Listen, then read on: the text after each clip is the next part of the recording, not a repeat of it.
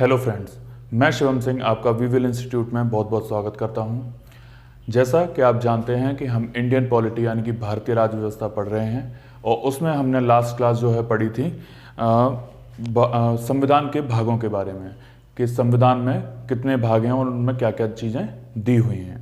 ठीक है, तो हम भाग जो है शुरुआत करेंगे, लेकिन उससे पहले एक और टॉपिक है जो कि बहुत ज़्यादा इम्पोर्टेंट है, वो है संविधान की प्रस्तावना यानी कि प्रीएम्बल। इसे हम एक बार पढ़ लेते हैं ढंग से कि इसमें क्या क्या चीज़ें दी हुई हैं, क्योंकि इसमें से काफ़ी सारे क्वेश्चन जो हैं आपके बनते हैं। ठीक है, तो आइए सबसे पहले हमें क्या पढ़ना है, प्रस्तावना। ठीक है, प्रस्तावना वो चीज़ होती है जैसे आपने कोई बुक देखी होगी, कोई भी बुक उठा लीजिए आप, कोई मैथ की या इंग्लिश की, उसमें सबसे पहले आपने देखा होगा कि शुरू के 2-1 पेज में इंडेक्स दिया हुआ होता है कि इस किताब में कौन कौन से टॉपिक हैं या किस किस चीज़ों के बारे में बताया गया है। ऐसे ही जब हम संविधान उठाते हैं तो संविधान में सबसे पहले क्या मिलती है हमें, प्रस्तावना।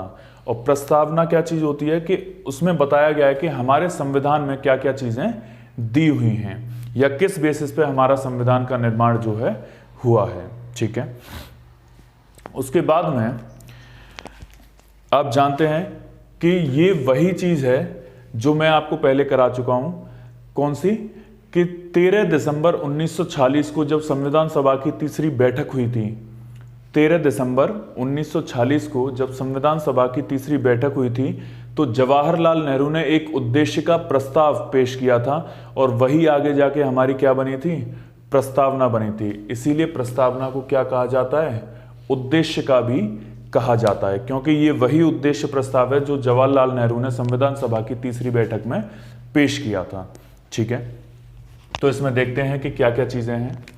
सबसे पहले लिखा है हम भारत के लोग। इसका मतलब यह है कि जो संविधान निर्माताओं ने जो संविधान बनाया है वो किस बेसिस पे बनाया है कि सारी की सारी जो भारत की जनता है उसको केंद्र में रखकर बनाया है, यानी कि पूरे की पूरी जो संविधान का स्रोत है वो कौन है, भारत की जनता है या भारत के लोग हैं। ठीक है, हम भारत के लोग भारत को एक संपूर्ण प्रभुत्व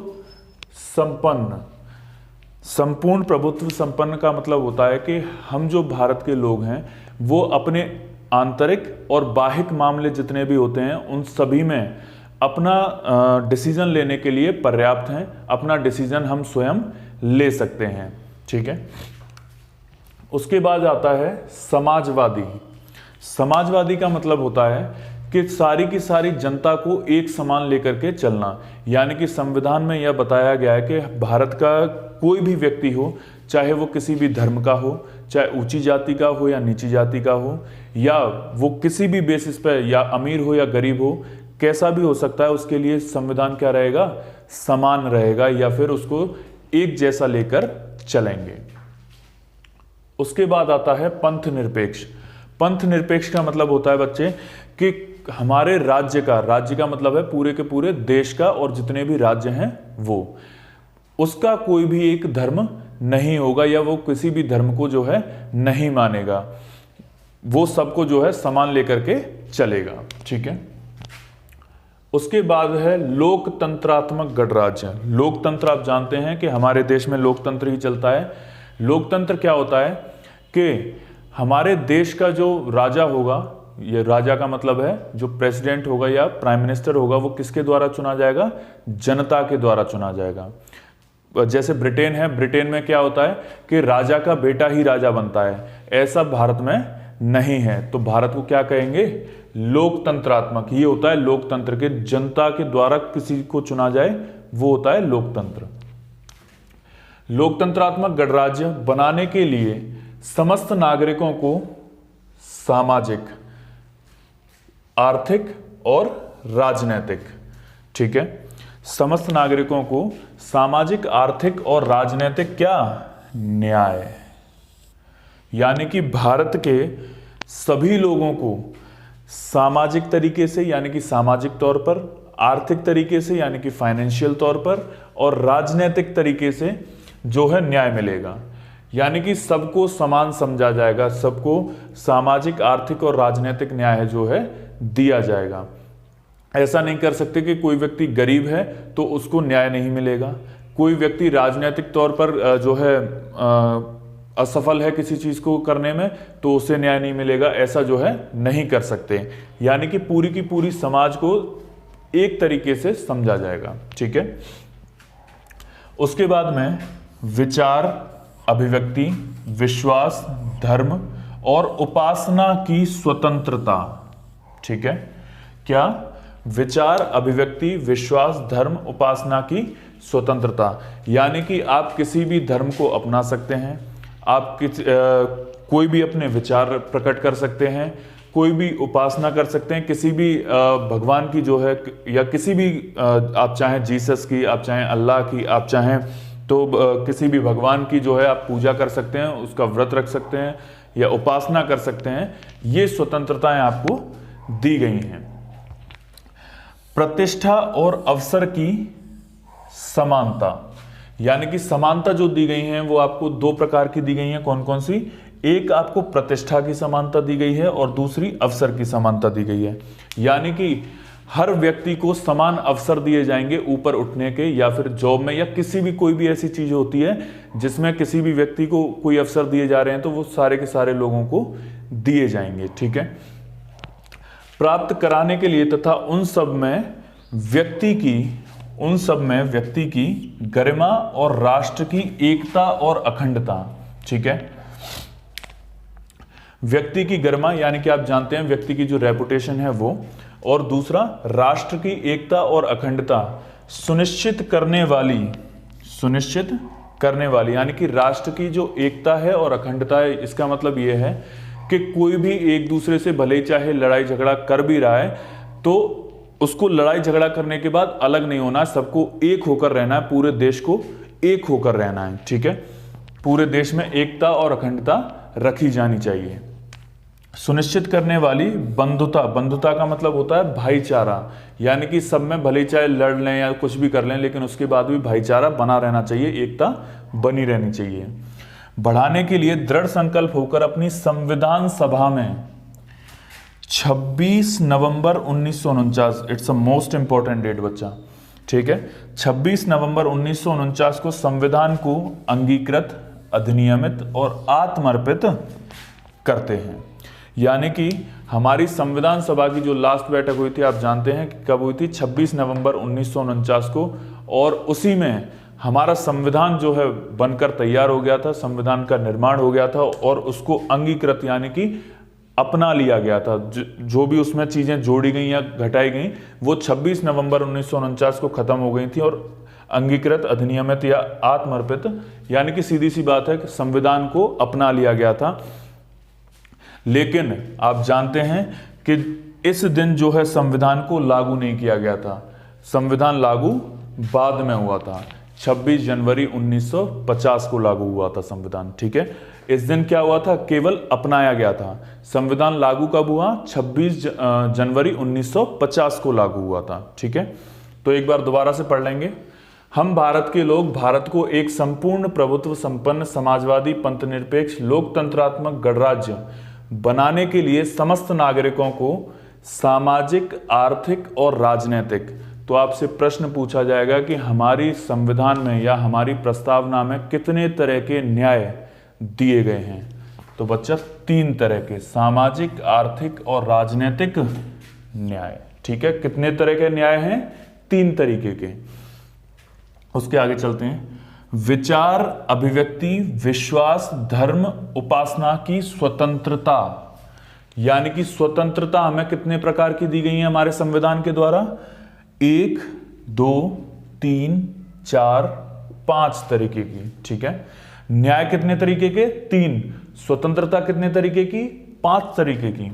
उसके बाद में प्रतिष्ठा और अवसर की समानता। आपसे प्रश्न पूछा जाएगा कि हमारा जो संविधान है हमें कितने प्रकार की समानता जो है प्रदान करता है? तो 2 तरीके की समानता जो है हमें प्रदान करता है।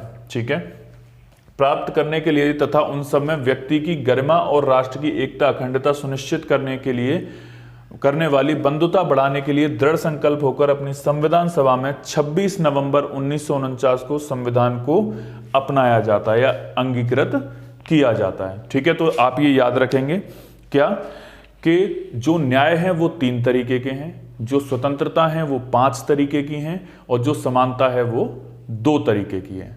ठीक है, इतना बच्चे आप इसके बारे में याद रखेंगे। इससे जुड़े हुए कुछ और इंपॉर्टेंट फैक्ट्स हैं जो मैं आगे आपको कराऊंगा, तो मैं साइड हट जाता हूं। जल्दी से आप या तो स्क्रीनशॉट ले लीजिए या फिर इसे नोट कर लें। ठीक है, या फिर स्क्रीनशॉट भी ले सकते हैं, बाद में नोट कर लेना, कोई ऐसी दिक्कत नहीं है। ठीक है, आई होप आपने इसका स्क्रीनशॉट लिया होगा। इसके कुछ फैक्ट हैं जो कि आप जल्दी से लिख लीजिए। ठीक है, और वो बहुत ही इंपॉर्टेंट हैं, कई बार उनसे पूछा भी जाता है कि हमारे देश में जो ये या हमारी प्रस्तावना में जो ये न्याय लिए गए हैं वो कहां से लिए गए हैं। हमारे प्रस्तावना में जो और चीजें ली गई हैं यानी कि स्वतंत्रता ली गई हैं वो कहां से ली गई हैं, तो ये सारी चीजें आपसे पूछी जाती हैं। ठीक है, तो सबसे पहले लिखेंगे बच्चा जस्टिस यानी कि न्याय। जस्टिस यानी कि न्याय। आप जानते हैं न्याय कितने प्रकार का था? 3 प्रकार का था, राजनीतिक, आर्थिक और सामाजिक। तो आपसे अगर पूछा जाए कि हमारे देश में हमारे संविधान में कितने तरीके के न्याय दिए गए हैं? 3 तरीके के। ये न्याय लिए कहां से गए हैं, ये प्रश्न जरूर आता है, तो आप कहेंगे 1917 की रूस की क्रांति से। आप जानते हैं कि 1917 में रूस में एक क्रांति हुई थी, वहां से ये चीजें जो हैं ली गई हैं। ठीक है, उस क्रांति के बाद जो है रशिया में चीजें बदलने लगी, चीजों में जैसे हमारे संविधान में न्याय वगैरह जोड़ा गया ऐसे वहां पर भी चीजें करी गई। तो 1917 की रूस की क्रांति से क्या लिया गया है? जस्टिस यानी कि 3 तरह के न्याय जो है लिए गए हैं। नेक्स्ट,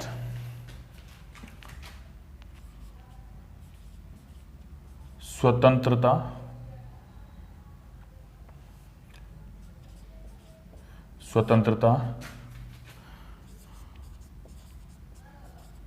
समानता और बंधुता।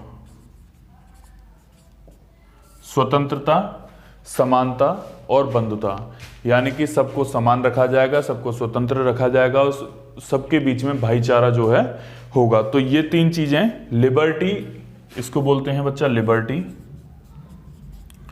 इसको बोलते हैं इक्वलिटी और इसको बोलते हैं फ्रिटर्निटी। ठीक है, इसको क्या बोलते हैं? फ्रिटर्निटी। तो ये तीनों की तीनों जो चीजें हैं, ये तीनों की तीनों जो चीजें हैं वो ली गई हैं 1789 की फ्रांस की क्रांति से। ठीक है, फ्रांस की क्रांति से, यानी कि ये तीनों जो शब्द जोड़े गए हैं या लिए गए हैं हमारे संविधान की प्रस्तावना में, वो कहां से लिए गए हैं? 1789 की फ्रांस की क्रांति से। आपसे केवल इतना ही पूछा जाएगा कि जो न्याय है वो कहां से लिए गए हैं? 1917 की रूस की क्रांति से। या जो स्वतंत्रता शब्द है, समानता शब्द है या बंधुता शब्द है, ये कहां से लिया गया है? 1789 की फ्रांस की क्रांति से। ठीक है, उसके बाद में एक शब्द आता है रिपब्लिक। ठीक है, यानी कि गणतंत्र।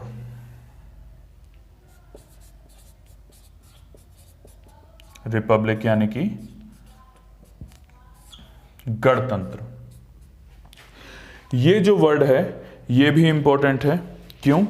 क्योंकि आप जानते हैं कि ये जो शब्द है वो कहां से लिया गया है? ये भी फ्रांस से लिया गया है। ठीक है, गणतंत्र शब्द भी कहां से लिया गया है? फ्रांस से लिया गया है। ठीक है, उसके बाद में एक और सवाल आपसे पूछा जाता है कि हमारे संविधान की जो प्रस्तावना है उसमें आज तक कितनी बार संशोधन जो है हुआ है? तो आपको रिप्लाई करना है केवल और केवल एक बार। यानी कि हमारे संविधान की जो प्रस्तावना है उसमें कितनी बार संशोधन हुआ है? केवल एक बार हुआ है। कौन सा? 42वां संविधान संशोधन। 42वां संविधान संशोधन 1976। ये अब तक का होने वाला हमारे संविधान का सबसे बड़ा संशोधन था, इसीलिए इसे लघु संविधान यानी कि मिनी कॉन्स्टिट्यूशन भी कहा जाता है। आगे जब हम पढ़ेंगे तो इसमें पढ़ेंगे कि 42वें संविधान संशोधन 1976 के द्वारा हमारे देश में क्या क्या बदलाव हुए, या फिर हमारी जो संविधान है उसमें कौन कौन से नए कानून जोड़े गए जिसकी वजह से बदलाव हुए। ठीक है, तो इसमें 42वें संविधान संशोधन 1976 में 3 शब्द हमारी प्रस्तावना में जोड़े गए। वो कौन कौन से थे? पहला, पंथ निरपेक्ष, जिसका मतलब मैं आपको बता चुका हूं। ठीक है, पंथ निरपेक्ष का मतलब क्या होगा कि हमारे राज्य का कोई भी धर्म नहीं होगा, वो सबको एक समान ही देखेगा। ठीक है, दूसरा, समाजवादी। समाजवादी का मतलब भी क्या होगा कि वो भारत की जितनी भी जनता है उसको एक समान जो है देखेगा, या एक समान रखेगा, या एक समान जो है उसको न्याय या अभिव्यक्ति की स्वतंत्रता जो है प्रदान करेगा। और तीसरा है अखंडता। इसकी भी मैं आपको बता चुका हूं कि भारत में जितनी भी जनता है वो चाहे आपस में लड़ ले या कुछ भी हो जाए तो, लेकिन फिर भी उसके बाद भी भारत को एक रहना है, अखंड रहना है। ठीक है, ये 3 वर्ड जो हैं, ये दूसरा और ये तीसरा वर्ड। ठीक है, ये 3 वर्ड जो हैं जोड़े गए थे किसमें? 42वें संविधान संशोधन 1976 के द्वारा। इतने प्रश्न जो हैं आपको संविधान की प्रस्तावना के बारे में याद रखने हैं। इसके अलावा आपसे कोई भी प्रश्न जो है नहीं पूछा जाएगा। ठीक है, इसके अलावा 1-2 केसेस हुए थे, वाद हुए थे, उसमें आ जाता है कभी कभी प्रश्न, लेकिन जब मैं वाद कराऊंगा आपको तो वहां पर करा दूंगा। पहला जो वाद हुआ था वो बेरूवारी वाद हुआ था, जिसमें कहा गया था कि प्रस्तावना जो है संविधान का अंग नहीं है और इसमें किसी भी प्रकार का संशोधन नहीं किया जा सकता। लेकिन उसी के बाद में एक और वाद हुआ कुछ साल बाद, केशवानंद भारती वाद, जिसमें कहा गया कि संविधान की जो प्रस्तावना है वो संविधान का ही अंग है और इसमें संशोधन किया जा सकता है। ठीक है, उसमें प्रस्तावना को जो है संविधान का अंग मान लिया गया था। लेकिन ये चीज जब मैं आपको वाद कराऊंगा, केसेस कराऊंगा, अलग से एक क्लास ले लूंगा उसकी, उसमें सारे के सारे आपको इंपॉर्टेंट केसेस जो हैं वो मैं आपको करा दूंगा, इससे रिलेटेड जितने भी हैं या जो एग्जाम्स में पूछे जाते हैं। ठीक है, आई होप आपको ये संविधान की प्रस्तावना जो है पूरी की पूरी समझ में आ गई होगी। इससे संबंधित कोई भी प्रश्न वैसे तो मैंने छोड़ा नहीं है, लेकिन अगर बाई चांस कोई रह भी जाता है तो वो मैं आगे करवा दूंगा। ठीक है, वीडियो आपको अच्छी लगी हो तो लाइक करें, शेयर करें, सब्सक्राइब जरूर करें, और ऐसी जानकारी से जुड़े रहने के लिए वी विल इंस्टीट्यूट को जरूर सब्सक्राइब कर लें। ठीक, धन्यवाद। आपका दिन शुभ हो।